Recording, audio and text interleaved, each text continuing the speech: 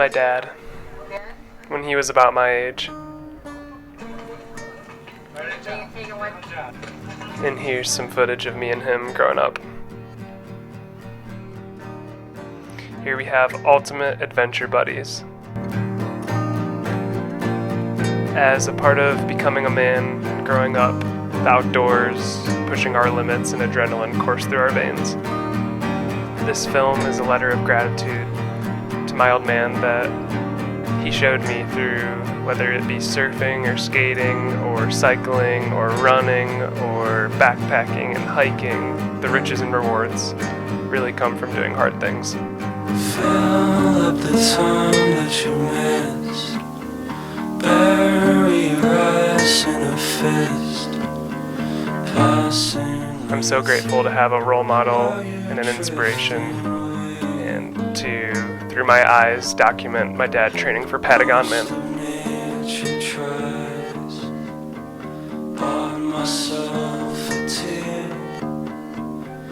One of the most remote, hardest, most challenging, hard things you can do in Ironman in Patagonia, Chile.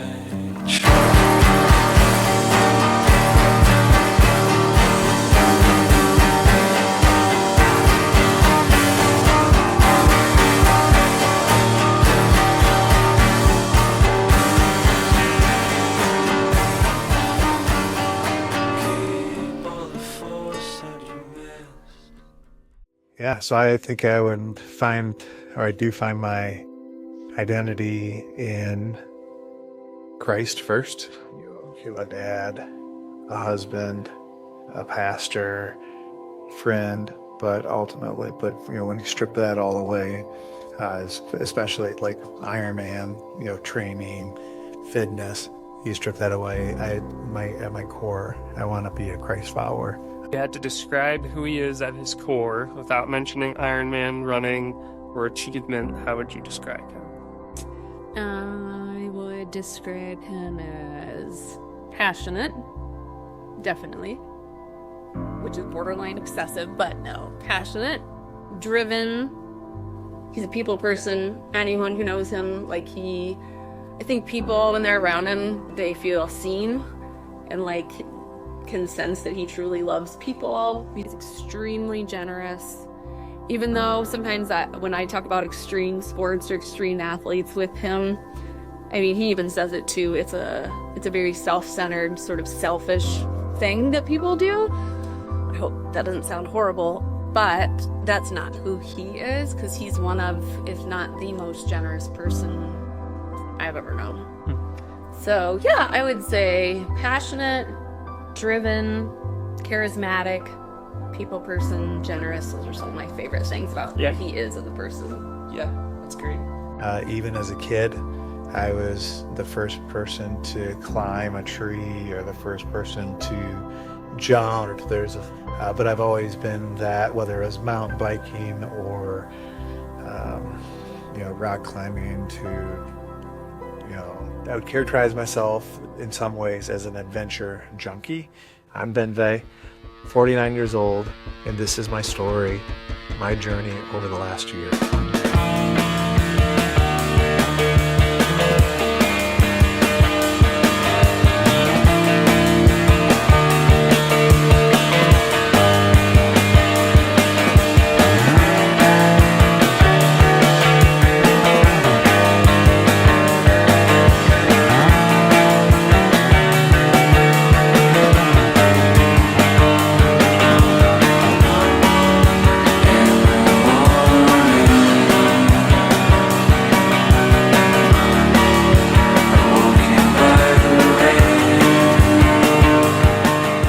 Watching my dad dedicate himself to such grueling training has been a trip. Day in and day out for the past year, he's been at it, countless hours per day.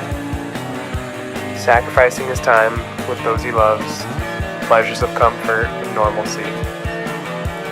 Early alarms and sunburnt arms.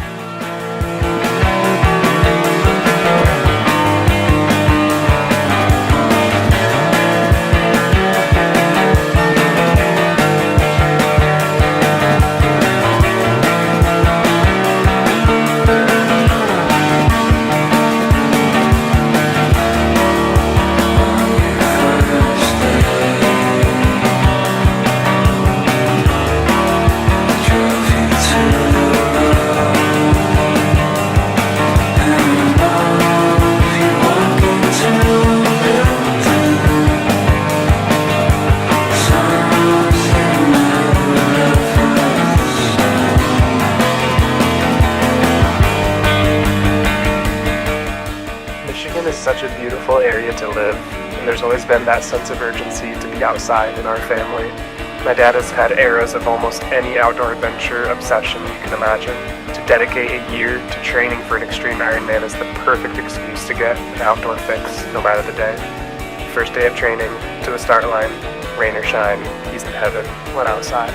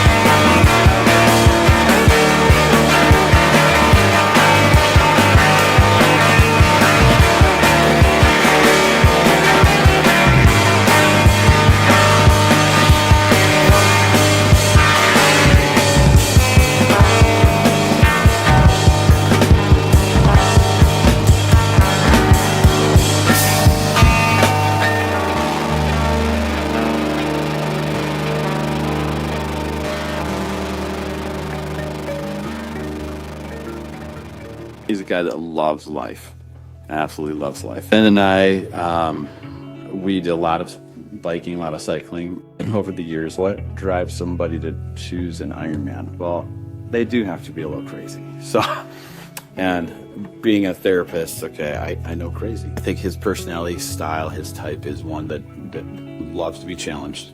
But I think personality-wise, it's really about doing something that he knows is going to be hard and there's some chance for failure. The challenge of pushing past it and seeing where your limit is at, that's definitely part of who he is. So yeah, just to be able to anticipate hardship and then push through it. Yeah. A lot of us are just soft in that way, and myself included. So I think that's part of what he appreciates about it. There's a concept of just like radically accepting what's uncomfortable. Like, it's not comfortable to sit on a bike seat for 5-6 hours. Yeah, it's just not. You can have a great bike seat and it still hurts. Yep. Same thing with running. It's what it takes to swim for sure, like 4 miles or 2.2, whatever it is, bike 112 and then run a marathon. Yeah, it's crazy. Yeah. I was reading a statistic the other day that less than 1% of the world population completes a marathon. I love being outside. I love being outside with other people, being, taking a walk in the woods, running through the woods, being on my bike, just spending hours, those things I just enjoy being. I feel like I'm grounded. I feel like I, am alive when I'm outside. Well, training, definitely, if it's prioritized, you're gonna eliminate other things. I'm Jessica Vey, married to Ben, almost 30 years. We got married in 1996. We were just teenagers at that time, 18, 19. And yeah, I'm the biggest cheerleader. Yes, absolutely. I would say they wouldn't really know how much time it took him. Like a lot of time. The training, like an insane amount of time. And then that also was like a balancing thing for him. Like he tried to balance how much time it took versus like family time versus work and all those things. So yeah. It was one of my goals this past year with the Ironman training, with the We Do Hard Things, was to not neglect my wife, was to continue to be intentional with my family. My son got married this year. We had our anniversary trip. We spent time with my parents in Alaska. I went on a missions trip to Indonesia this year. We visited my son-in-law and my daughter in Morocco. I mean, it was a big year And all along I was incorporating Ironman training. And so, trying to really make, the Ironman training was a priority, but a bigger priority was my family and all of those things, and really even my walk with the Lord. If you're spending more time on those things than you are spending time with the Lord, your priorities are out of whack. And literally, I read this and I'm spending at that point 10 to 15 hours a week training. And I was not spending that much time in the presence of God or like just in my devotional time. And I was really convicted. I'm like, oh man, how do I do this? And so I started changing on my long runs and on my long rides what I was listening to, or the priority, really intentional to listen to worship music or to listen to the Bible, or to even listen to other pastors preaching. And so that really switched. And so because I wanted to keep my relationship with the Lord, in my time in the presence of God, and I did not want my Ironman training to be my identity. I remember the first session, we did some technique analysis, and he was like, God, I'm all in. This is awesome. This was like, I'm home. Yeah. Sometimes I'm like, wow, what does drive someone to do an Ironman when you have to swim in like that 40-degree-ish water? I'm like, really, what is that? Right. But I think that part of it's by that adventurous spirit. But then I think too, just the challenge and like probably trying to get people to recognize there's a bigger goal. You had to get like all this special gear, like to be able to endure the water and like feel like what it's like to swim with like the neoprene hat on and the boots and all that kind of stuff. And so I thought that was amazing that he was just so dedicated to get into that and then to swim like out in the... It was my wife's birthday weekend, and we were gifted 4 nights away at a place that ministry people can stay. And on that weekend, I literally had a 6-hour bike ride on Saturday, and so I woke up early, took off, to try to minimize, being away. But then on Sunday, I had a 3-hour run and then a 1-hour bike ride, kind of a brick exercise. And so, I did that on that afternoon. And so those were sacrifices. And my wife definitely, was the one that probably felt that the most. But along the journey, I have had so many people that I've invited into the journey. Here's Joel Alond, running with World Vision for years, has run multiple world marathon majors, and is in training currently for Tokyo. He has such a heart for those without clean water. He moves his feet, so does his dog Locke.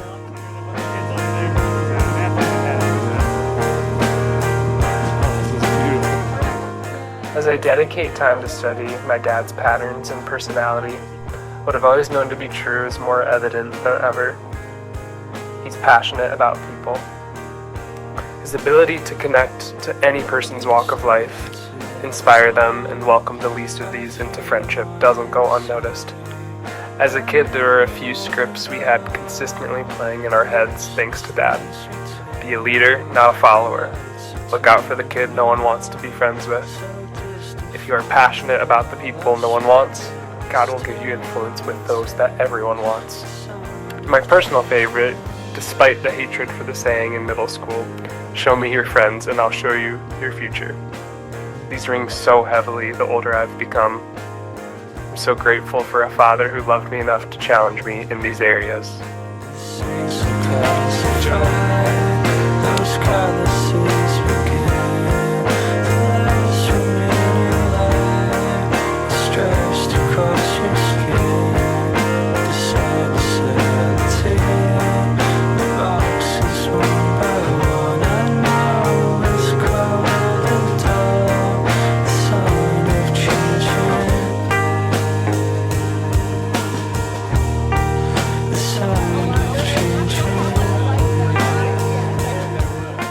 all about people. That's why we run. To gain perspective, to build community, and to grow deeper personally, relationally, and spiritually. For myself, the adventure and time outdoors running allows is all-consuming. To race and push my limits, to feel absolutely worked is so rewarding.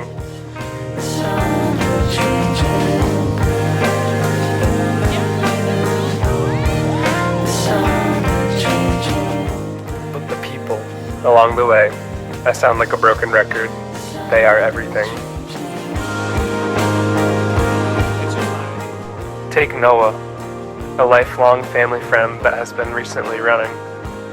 He's training with World Vision for this fall. Running on sunny afternoon has helped us bond and connect as we've grown from youth group teens to adults with intention for life.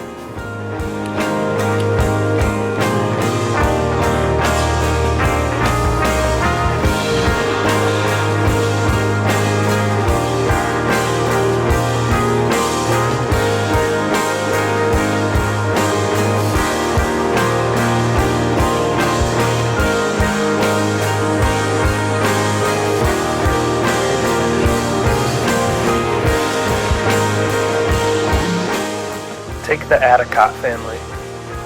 Ryan has been a mentor in my surfing pursuit for years now.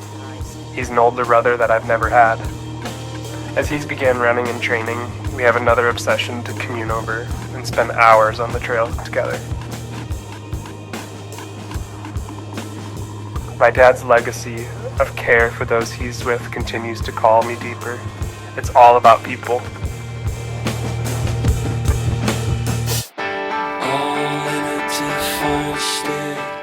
Here we have the Powells. Friends of my parents now have kids my age training and pushing their limits. It's generational. It's people.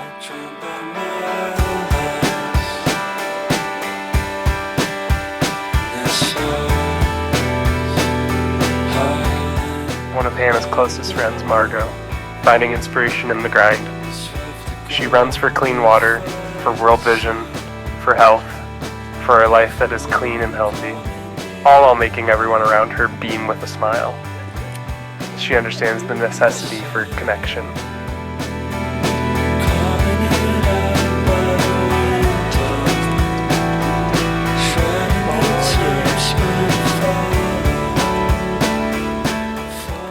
Here we have my wife's family. Born to be runners, a mother who runs the major marathons, an aunt who runs ultras, and these brothers who pursue fitness as if it were a drug.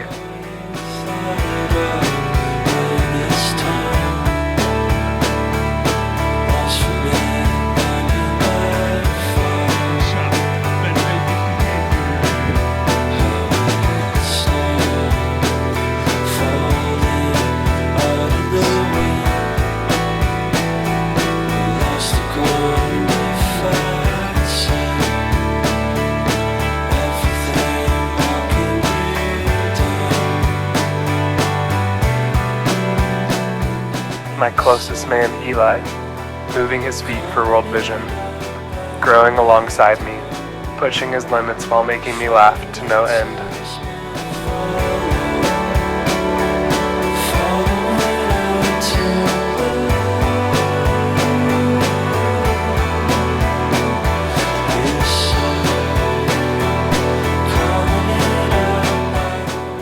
My wife and partner for adventure, Hannah, finding freedom and inspiration with every run.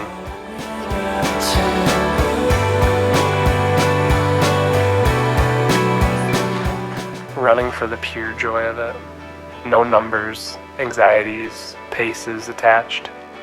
She runs for beauty of its essence, to be outside, to connect with others, and for the natural high it provides.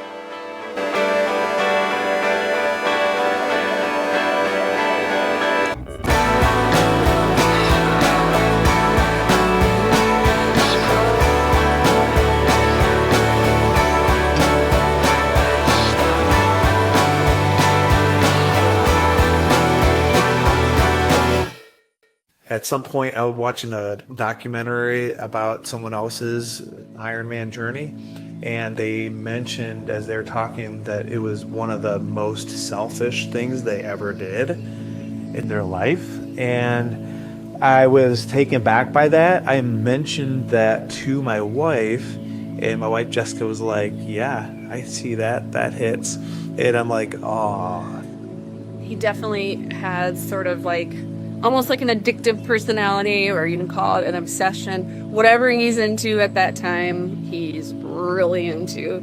And so, yeah, I would say the training, but he loves it, even though it was so hard and so time consuming and so expensive. But I don't think it changes him. I just think it brings out more of who and what he already is. You know, it's just, it's a lot. I mean, it's the finances, it's the time, it's the mental, you know, the preparation and all the things. It was always on my mind for a year, essentially, every single day.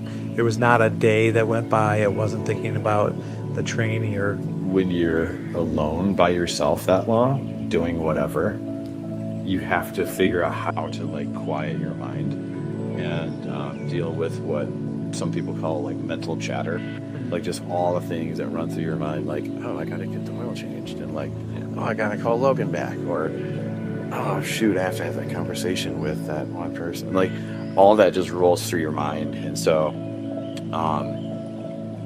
I know for me, being on the bike for a long time, for hours, it's a great place to think, and it's also a great place to not think. Like you can just not have to have anything like on your screen in your brain. Yeah, you can just ride and feel the wind, and you can see the water, the trees, or the sunrise come up, and there's just something really great about that. So yeah. I'm just really, really grateful that this, even though it could have been just completely lonesome, bringing people along the journey has been great. And at that point, she said, "Can you please wait until the kids are out of the house?" And so the last 2 years, my daughter got married, and then my son got married earlier this year. And so this was the year. I also had a goal kind of just in my head before I turned 50 to complete a full Ironman. And so this was the perfect opportunity.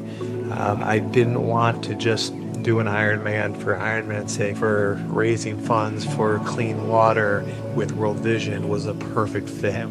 And I felt like the Lord put on my heart to raise $50,000 for clean water. And so a big goal all the way around.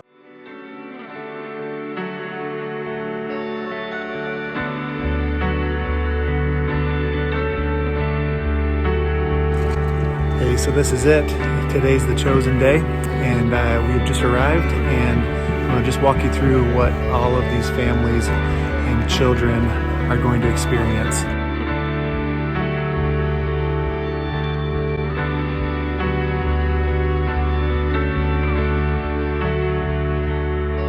We're at a school, but there's no school today. Today is just for Chosen. There are children everywhere, and they are waiting to make it to the red carpet.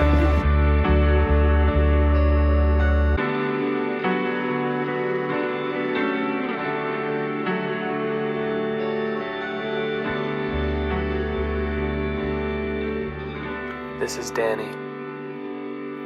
Through World Vision, he was able to choose me based on a picture for child sponsorship. I've been supporting him now for 2 years. It's one of the most rewarding ways to be generous I've found.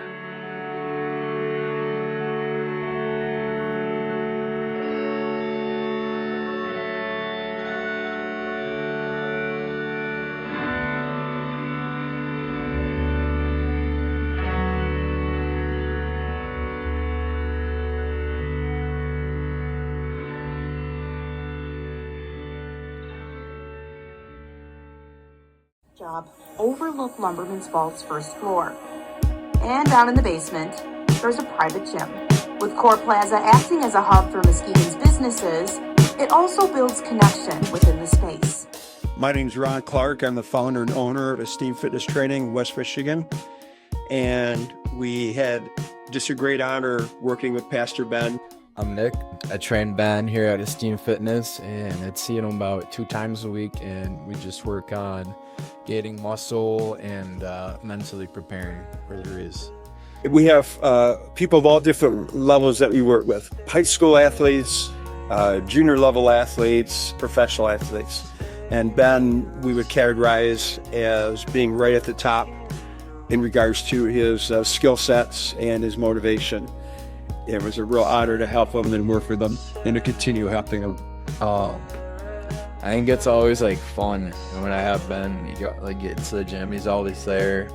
When I get there, he's always there. He was warming up on the bike or doing something like some pull-ups or doing some bench reps just to warm up. Like, he was committed. Yeah. And I always like training him too, because he had like a cool mindset while he was there. Like, he wanted to get better. That did. And that made me like want to be there too. He was always ready to work. Yeah. We're here to motivate our clients. We're here to inspire our clients. We always tell our clients that their dreams are our dreams. His personality motivates me to train him hard. And Nick will probably say the same thing. Pastor Ben not only came in ready to work, but it came in with a good attitude. Yeah. I'd mostly just say like a lot of stuff I tried to incorporate, like he was in the race actually doing it, not just doing the motions, but like mentally while you're lifting, you're imagining yourself. Yeah, For sure. Yeah, that's perfect. and he was always pretty much like, okay, what are we doing today? And to receive with joy. Yeah. And he just gave us so much. He motivated us when he came in. Just like high intensity, like the whole time we were moving. We usually cut it off. We do like a chest day, which would be like the full 45 minutes, all those muscles. We do back day, all back muscles. Then we do a leg day, all leg day muscles, and I incorporate like more what he was gonna have to go through with the race. Like, we do some swimming exercises in between those chest exercises just to like mentally prepare for that. Some band work to imitate like you're going through the water. Lots of core work.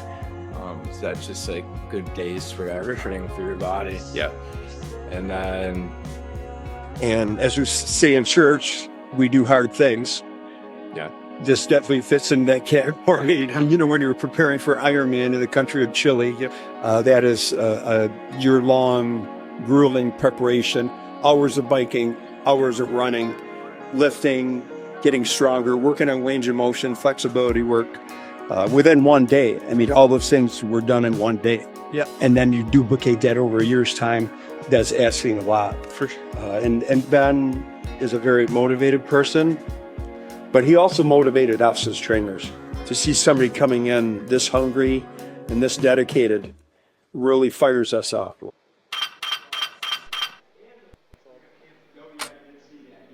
I mean, if you're training every day, running, biking, lifting.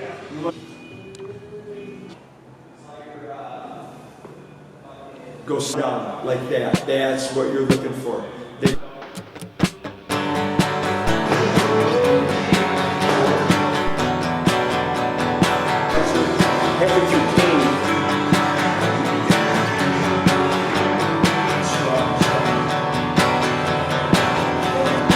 Resolution taken from me. Fire will burn beside the light.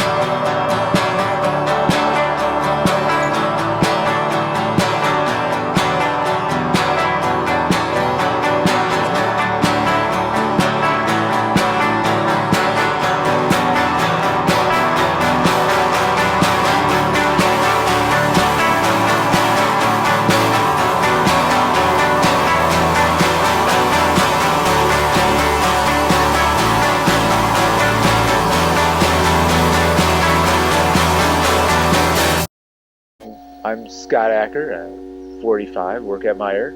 I was never an athletic person throughout school or even as a young adult. It wasn't until I got to about 39 that I started becoming active, and then I became a runner and a racer, and now I try to do a lot of running and racing. Yep. Are you at 33 marathons now?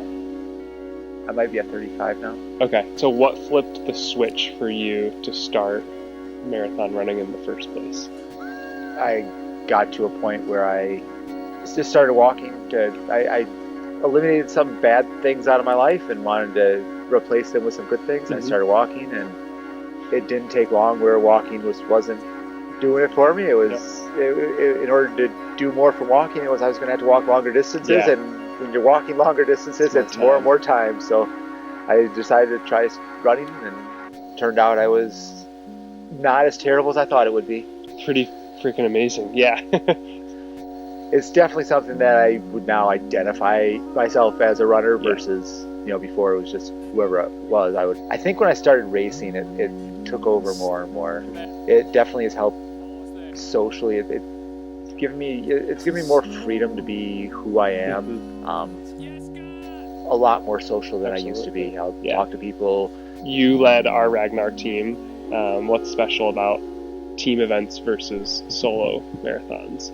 Spend time with people, hang out with people. It's the whole social aspect. I would never have considered myself a social person. And Ragnar is the Ragnar Road in particular, because Ragnar has trail and road races. Road is basically a relay race, except for not like the Olympic relay where everybody starts and finishes at the same spot. This one, you start 200 miles from where you finish, and your team drives along to meet you after your run, and then they start. The next runner takes off from there.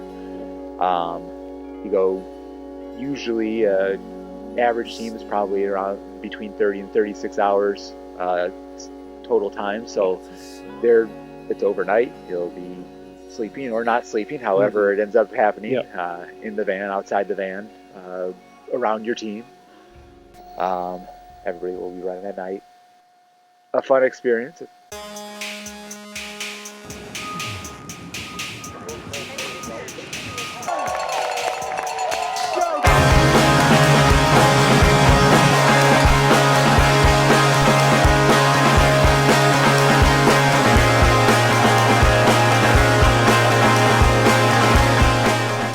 Ragnar, where speed and distance and nature and most importantly community all combine in a stinky, smelly van.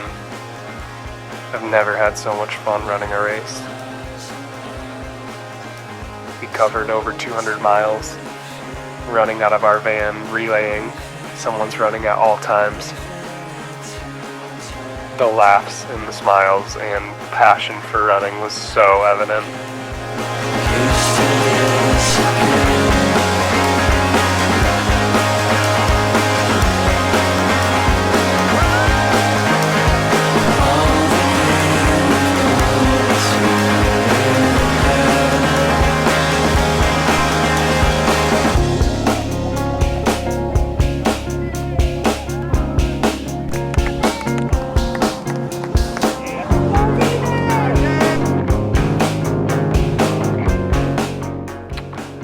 As an update for my dad at this point, he's currently feeling strong, taking this weekend as an opportunity to push his distance and his speed.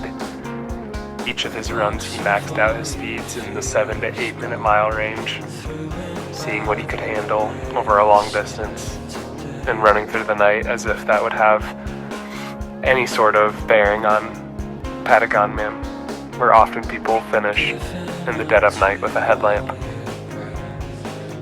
Ragnar was crucial to his training.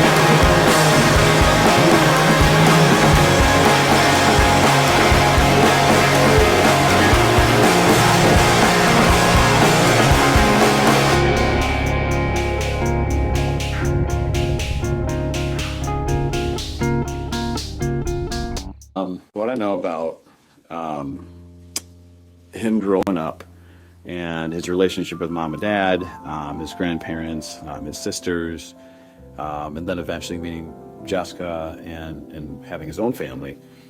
I think it was very formative for him. I know that he speaks pretty openly at church and in the pulpit about growing up and certain things that he was encouraged to do and other things to kind of avoid, and his family culture. I think his relationship with his dad especially was really, really key to his life, right? His relationship with God is the most important thing in his life, for sure. If anybody knows Ben, I think they know that. Even people that know him casually, I believe that whether he ever names the name of Jesus or talks about God, I think people know there's something different about him. We've talked a few times about how moving our bodies, I think, is like an act of worship, whether it's running, biking, swimming, hiking. Moving our bodies is a way of worshiping God, and I think he's helped me realize that, and I think that's been a really cool thing for me to recognize in my own love for cycling. So right now, I am at 67,480 divided by 50. So, all right, so yeah. So I've been able to raise over $67,000. And what that means is that over 1,300 individuals have clean water, not for a day or a week or even a year, but for life. In World Vision, they have this mantra that $50 changes the trajectory of one person with clean water for life. $50 equals clean water for life for one individual. As marathon and peak race season approaches, the summer concludes and fall is upon us. We test our speed, the air cools, the festivities begin, a chance for community.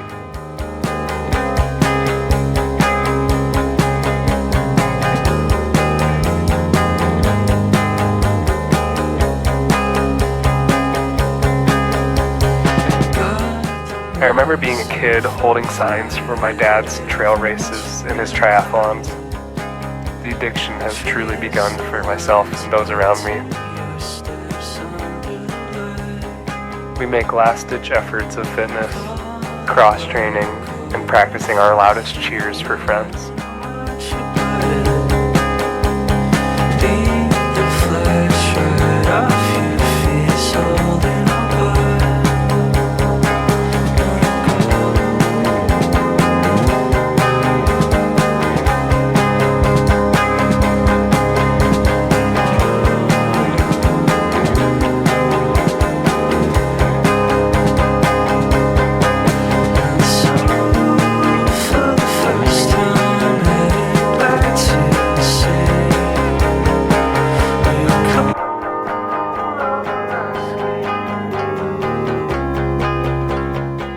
My dad persists with his relentless schedule.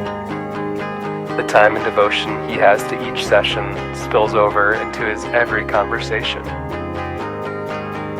He has his eyes set on the race of his life.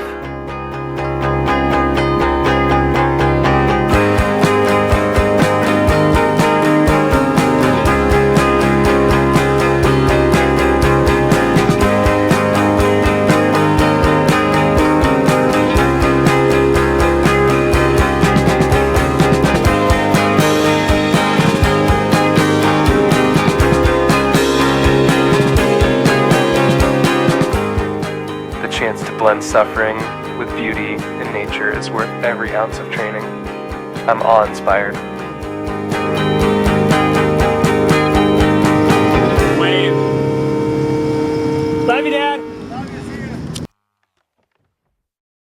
How many times have you puked in a marathon? I puked once. Okay. Well, actually, once, asterisk, 3 times.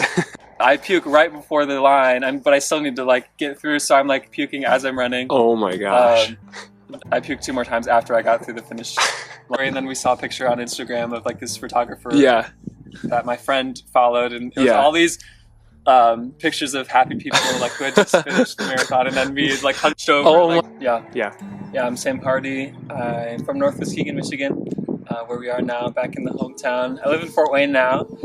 I'm working at a church, worship leading, but also part-time running. We're in Fort Wayne running with the Three Rivers Racing Elite. I'm just post-college. I've just kept up with the running, doing the longer stuff, focusing on half marathon, marathon. And yeah, it's just been a journey from there. So the world majors I've done 4, and I'm doing the 5th, Tokyo, will be my 5th here in a couple months. Yeah, marathon, it's kind of funny. It was one of those things, when I finished college, I kind of left a lot on the table. You know, competitive racing was over for me at my last meet on track, and 2 of my teammates were going to run a marathon together, and they asked me if I wanted to join.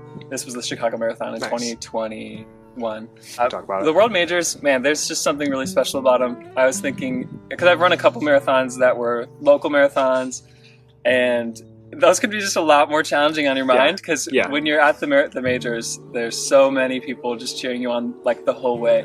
And that can really kind of just quiet any like negative voices in your mind, or any thoughts that like, man, this is hard, I want to give up. I'd say some of it is just like this intrinsic, like internal drive.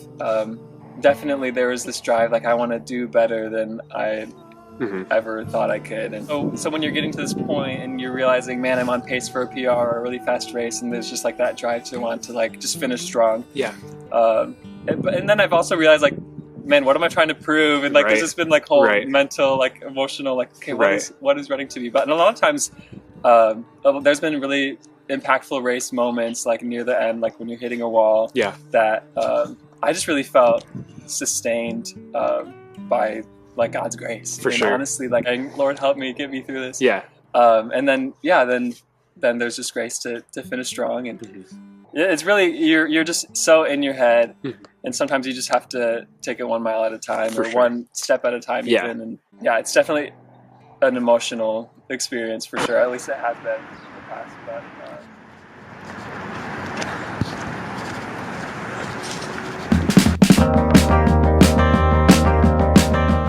if the runner's high endorphins in reward from a training session isn't enough of a substance to keep you addicted to fitness and the progression it brings, look no further than being a part of a major peak race.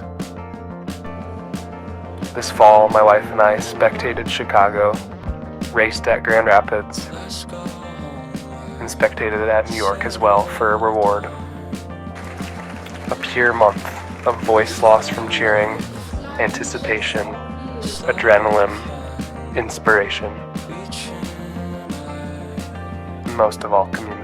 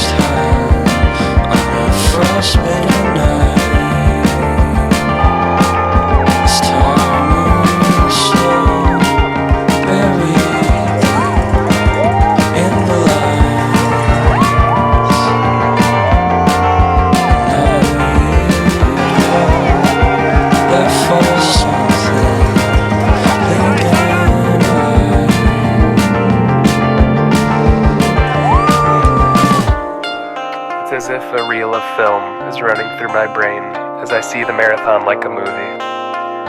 It's possessing my being to be a runner and experience the speed of a race. Words can't describe that all-out feeling. You have to live it. You have to chase it. have to earn it.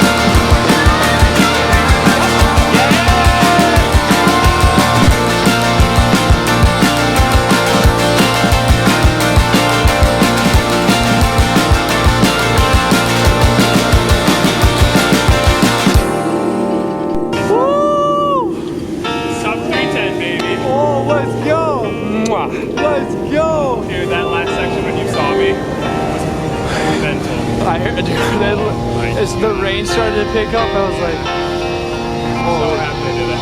You did it, dude. Hey. Yeah. Let's go.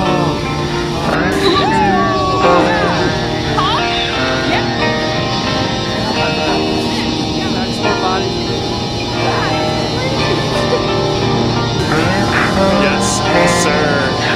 How you feeling? Pretty good. There's the medal.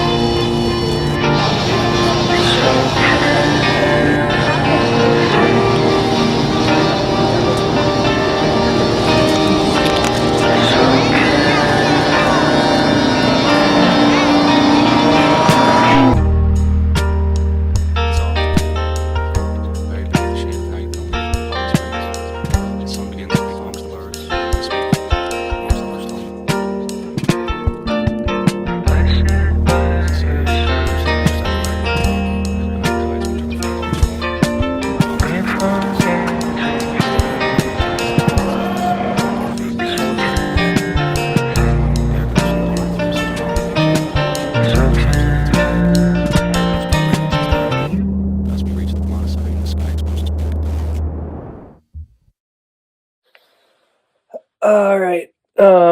So in a lot of documentaries that I've seen and films that people put together, they often, when the protagonist is struggling with something, they like to document it. And you've seen all of the hospital shots of pro athletes, like, I'll never walk again, or it's uncertain, can he do the race, all that kind of stuff. We're kind of going through that right now with the Patagonia Ironman challenge, and I haven't done a good job documenting it because it's so close to home. It's my dad, and I don't really feel comfortable whipping out a camera, and just maybe I'm a little too busy with just life in general to really be thinking about it right now, because this whole project has been really just in my spare time, like, do I have time to grab my camera? And often it's no, since there's so much that is happening that we're not documenting. One thing that is happening that is huge that I haven't done a good job filming is that my dad, is going through some medical issues with his back. He hit his peak week of training as of this past weekend. He did his longest rides, longest runs, and longest swims.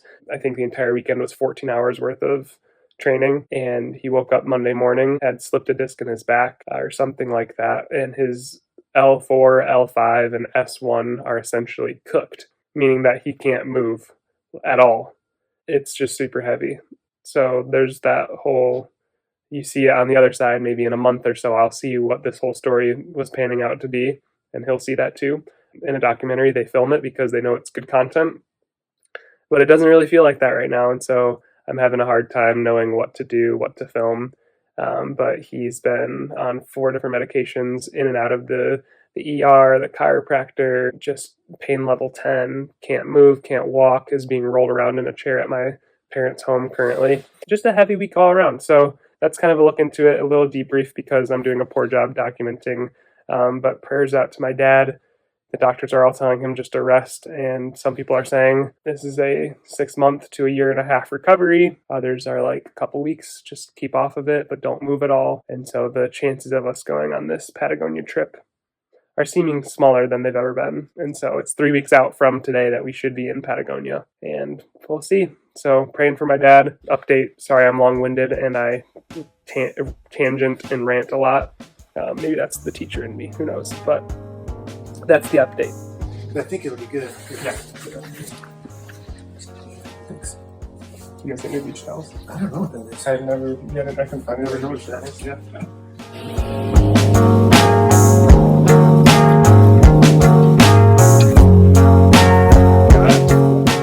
Participating. Yeah, as you can. Yeah, and I just keep on feeling like, oh, I'm gonna wake up and feel better. But like the fact that my knee like is numb basically here. Yeah. That's not good. I mean, it's what you sign up for though with an endurance race. Like you don't know a year from now are you gonna be healthy for it, or is something gonna happen? And I know you have to show up healthy. Yeah. That's what I've been thinking and praying the whole time. It's a total fluke. Yeah. Literally in my sleep, I must have turned over, flipped somehow. Yeah. And my back let out. Okay. All right, so 1:30. I'll try to do. Yeah. Yep. So, you think you can get in? Oh yeah. Okay. I mean, it'll take time. Okay. All right. Love you, Dad. So, just dropped off my dad at a therapy pool in Grand Haven to work out his back. It's been, that last video I took was on Wednesday, and currently it is Saturday, and he had a really good day on Friday, so yesterday, and some workouts, like physical therapy workouts. He's still hobbling around horribly, but he was actually a little bit more hopeful of like, this is potentially time to come back, time to heal, and like it seemed okay. And then this morning was a complete setback. Pretty rough morning. There's footage of him hobbling around that I kind of snuck in there, even though it felt weird to do. But yeah, that was our conversation that you heard of us driving, and apparently he's got hope. We'll see what it pans out to be, and I'll keep you tuned. It's hard to watch, and it's sad to see him like this, but overall he's pretty hopeful. And if anyone's more discouraged as of today, it's my mom for sure. She's a little weepy. Compared to Wednesday, my dad is more chipper and cheerful and back to somewhat of his normal self, obviously. Debating those big questions of going or staying or racing or not racing and spectating, because we're not getting our money back from our flights. So it's like everything's booked. We got a trip to Chile. Might as well go, right? I don't know. So we'll keep you posted. We do hard things. He's doing the hard thing right now. That's the whole theme of this entire life season that we're in. So, yeah. Praying for my dad. It was hard. Yeah. Oh, this is not good. That was discouraging because I was just like, oh, this. I don't know. Yeah. I can't imagine feeling better in 2 weeks.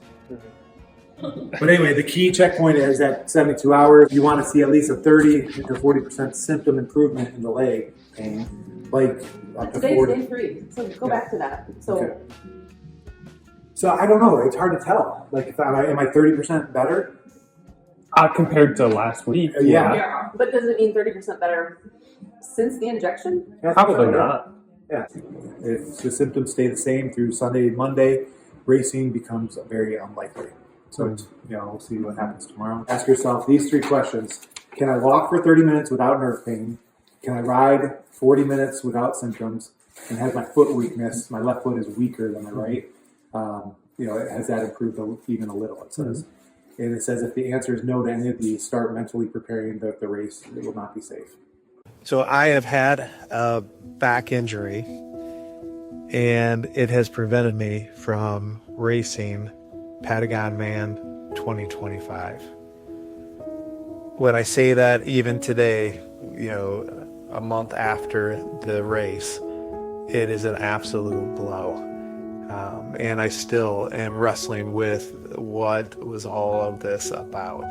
And I know I go back to the raising of funds, and I go back to, nothing is wasted. But I still think, what in the world?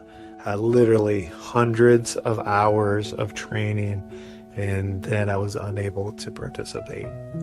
So after my longest training weekend, where I did over 90% of the Ironman distances. I swam 3.6K. The Ironman is 3.8K. So, and I did it cold water, open water. It was a great swim.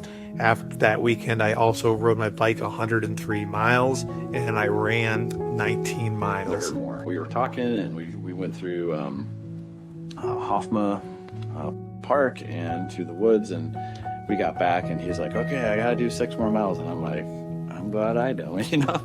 And so he did his run, and, you know, I was excited to be part of that. And then felt great. Went to bed that night, on that Sunday night, after eating the pizza, watching a show with my wife. Felt great, and I woke up that Monday morning, November 10th, a month before the race, essentially, and I couldn't move. And I literally, 2.5 hours later, a co-worker of mine had to come to the house to help me get out of bed to get to the hospital. And I said, if I said it once, I said it 100 times in those 2 hours. This is not good. This is not good. I knew something was wrong. It's like a balloon in the sense the disc can rupture or almost blow up, to speak. I think of it like a water balloon is how I describe it, at any time, any point, anything. This could have happened rather there wasn't training. But when you add on training and load, sometimes you have fatigue on the muscles. When the muscles aren't as engaged, or you'll have to form on something, who knows, right? You can get a tear in that disc, and that injury can be really, really painful. I mean, it's debilitating. And I, just from talking like it, I mean, it's, yeah. The only reason he didn't do this race was, unfortunately, because of an injury, and it is just a nasty injury. And I didn't find out, I think, until maybe Tuesday. I just called him and wanted to see how he's doing, and he's like, "Oh, didn't you hear? Like, I was in the hospital." Like, what? And so he's like, "I couldn't move Monday morning. You know, I had to have Bobby get me out of bed." And us, it's just like, I ran with you that night before. He's like, I know. I don't know how to say this, but I'm like, Pastor, I love you. You're my best friend. And I just got to tell you, you're really bad at resting. You just don't know how to rest. And he just kind of looks at me like, what? Like, I'm all busted up and hurt, and you're coming at me. You didn't say that, but I was just like, oh boy. And I was like, I just feel like the Lord wants me to tell you, you gotta rest. You gotta get better at resting. And he didn't really say anything. He kind of nodded. He's like, okay. And then I was like, there's one more thing. And he's like, okay. And I just said, you know, the Lord challenged me to just encourage you. Just listen to Jessica. Really just listen to her more. We were talking, and It was heartbreaking, like seriously devastating for him and for me too. And then seeing him not only being like the physical pain, but just like the emotional toll that it took on him. It was scary, honestly. Like he's not somebody who is ever sick, or thankfully he's never really had any health problems. So seeing him like that was really hard. We don't get to determine our finish line. In my mind, I thought the finish line was going to be Patagon Man and showing up and crushing the race. But my finish line was November 10th, and for this season, I've learned that nothing is wasted. That this is the journey. The finish line is not as important as the journey. And boy, and what a journey it's been. I think that I've also learned that it's more fun with people, being with people. And even on our trip to Patagonia, taking my son and his wife, it was just an absolute dream. And those just were incredible moments. Yeah. Are you using your data?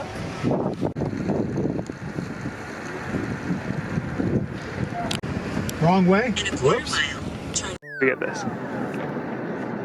Okay, where are we? Patagonia. Where is that? Chile, Patagonia, Chile. Patagonia, Chile.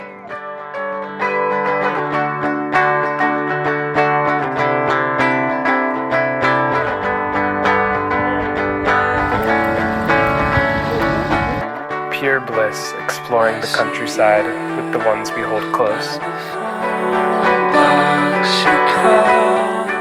To support, care for, and be present for my dad in this season of disappointment was critical.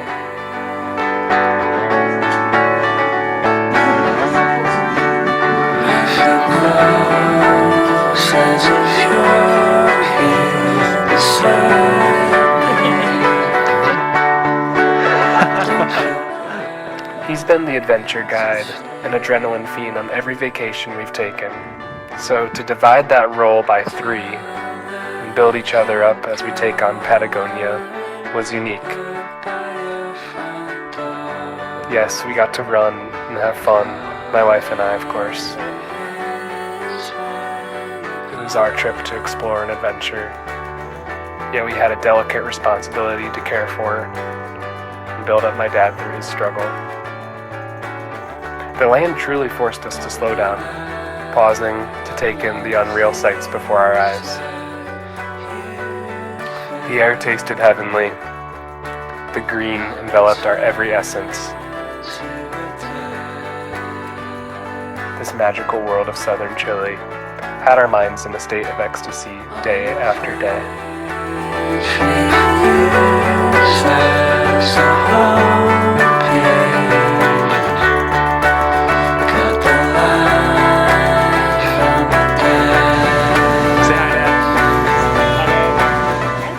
The people we met, the dogs we pet, the landscape we experienced, the memories we made, all had a glimpse of what I hope heaven holds for us one day.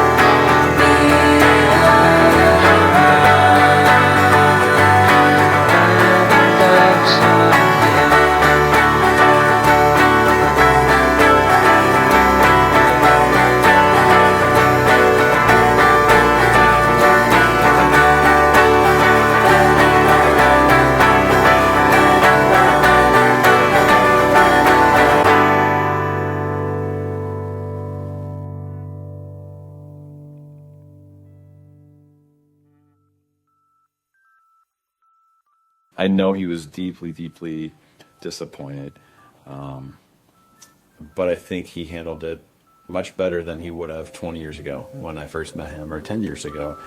And I guess the last thing I'd say about that, just, mentally, when you deal with disappointment, an easy way to look at it is when you have an expectation and then you have reality, if they're the same, it's like, that's great, it's super fulfilling, but if your reality is not what you expected it to be, it's less than that. The gap between those two is disappointment.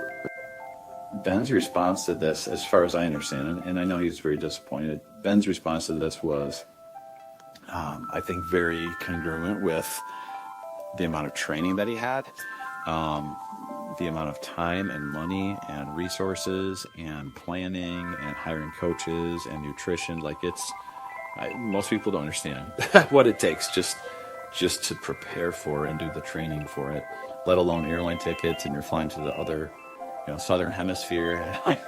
I don't think his Spanish is very good. Hannah's is. Yeah. Okay. Yeah. Okay. Good. So, yeah, I think in his almost 50 years of life and learning and trying to be humble, I think it really prepared him. And just like that, it's time to race. To witness war. Soldiers enlisting to face their utmost limits.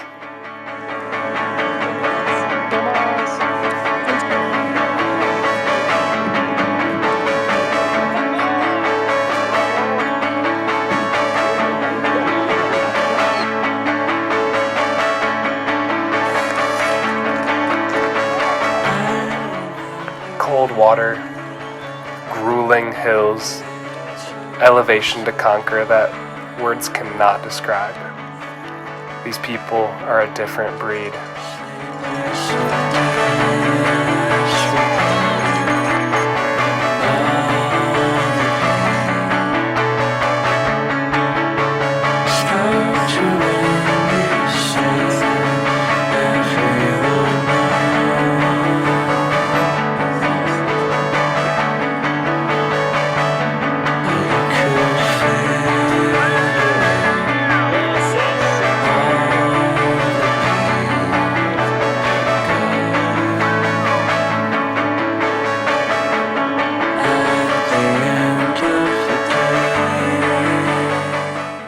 Meet a few of our friends. Tomas. Mike, more on him later. Tyler, an absolute crusher. And Josh.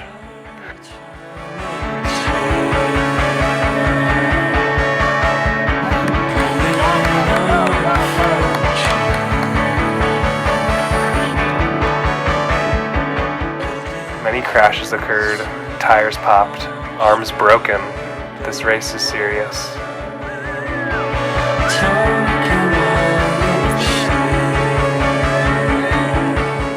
But even gnarlier is a friend we met along the way, Mike. Hailing from the Midwest just as we do, Mike and his wife Barbie have traveled to the end of Earth just as we have. Mike, eliminating unhealthy issues in his life, has turned to triathlon, to endurance and pain, to reward from racing, to the love of the sport. Without a son to run with, and myself without a father to run with at this point in the race, it's a perfect match. Mike, being the same age as my dad, told me stories in his final miles about his father, who too was a cyclist and teacher. He inspired Mike with his love, his life, and his dedication to doing hard things. Mike left for Chile not knowing if he'd see his father again, who was battling with dementia. We talked about these heavy realities, disappointment, and what it means to push oneself emotionally, not just physically. Mike gets it. Pushing and pacing him through these final miles, Mike was a warrior. Him and his wife took on the final stretch with such pride.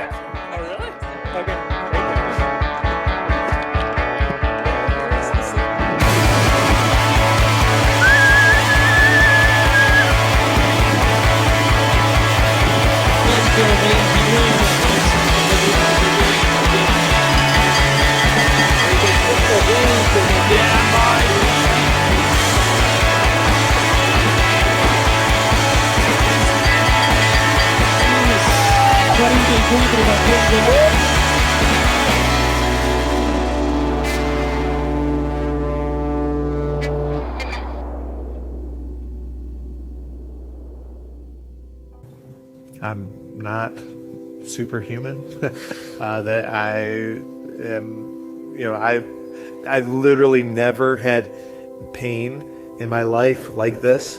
This is a new experience for me. And so this was, a whole new learning. I've learned to be forced to rest. I literally spent 2 weeks in bed.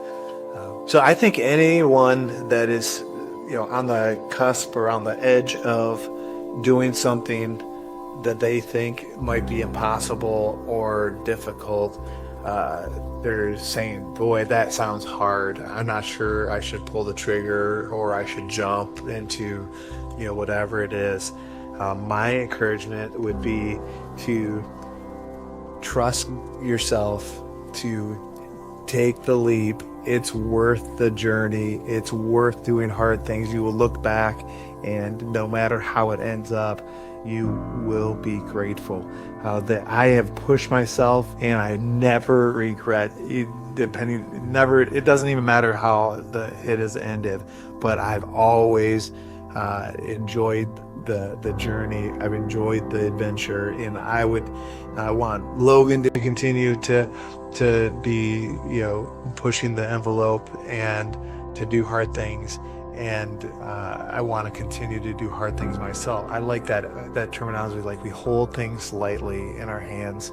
Ultimately, the Lord is the one that determines what we get to do, and He allows us to do some great things. And I think if He puts an idea in your heart to do something great, and it could be something great in business, it could be something great with your family, it could be something great financially, it could be something great in a gift of generosity, to do something beyond your ability or beyond what you think you could do. I would say trust those instincts, trust the what the Lord is putting on your heart, and to do it.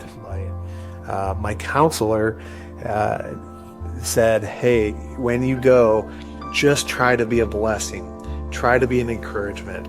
He said there's going to be people like you that aren't going to finish, or that are going to have difficulties, and he's like, just look for ways to be a blessing.